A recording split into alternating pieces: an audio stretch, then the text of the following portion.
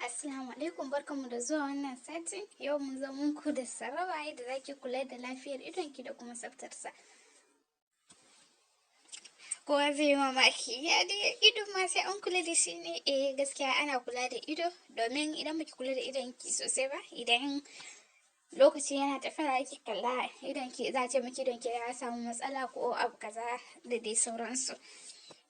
To, abu na farko da zaki shine wanke hannu akai-akai kafin ki taɓa idonki, ki tabbatar da kin wanke hannunki mai kyau da sabulu. Kin ɗaure shi da ruwa mai kyau kafin ki taɓa idonki ko ki sosa ko ki wani abu. Idan kin yi idan hannunki yana ɗauke da shine the easiest way da yadda mutum zai kamu da cuta, tunda komai da hannu muke taɓawa. To idan baki kula da tsaftar hannunki ba, za ki iya ɗauki cuta ki kai wa idonki. Abu na biyu shine wanke ido bayan tashi daga bacci. Immediately bayan kin tashi daga bacci, idan kin ga especially in musulmai za mu yi alwala, to in kin zo alwala ko in kuma lokacin kina afko wani abu za ki wanke idonki dai mai kyau dai ki wanke shi. Kisan sometimes akwai kwansa ko wani abu da makamancin haka.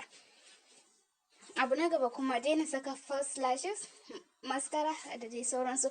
Yanzu abubuwan zamani ya zo, abubuwa da yawa za ku kalli mutane suna amfani da shi wajen yin kwalliya, su ɗauko false eyelashes ne da gum lashes da me ana sakawa.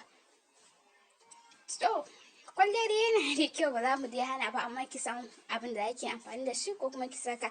Lafiya, ina ga prevention is better than cure. Rigakafi ya fi magani aka ce ba, to ya kamata ya yi mai rigakafi kafin abin ya faru.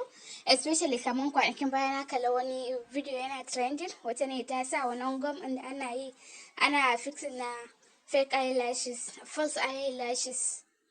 Ya sa idan ta yi reacting wa wannan abu, idan ta ya kumbura da suwawa.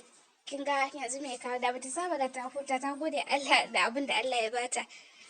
To, abu na gaba kuma saka kwalli a ido. Yawancin mutane ba sa son saka kwalli a ido. Idan daman natural kina da ciwon ido, ana ce ki dakata saboda maybe shine yake reaction ko kuma chemicals din da yana jiki.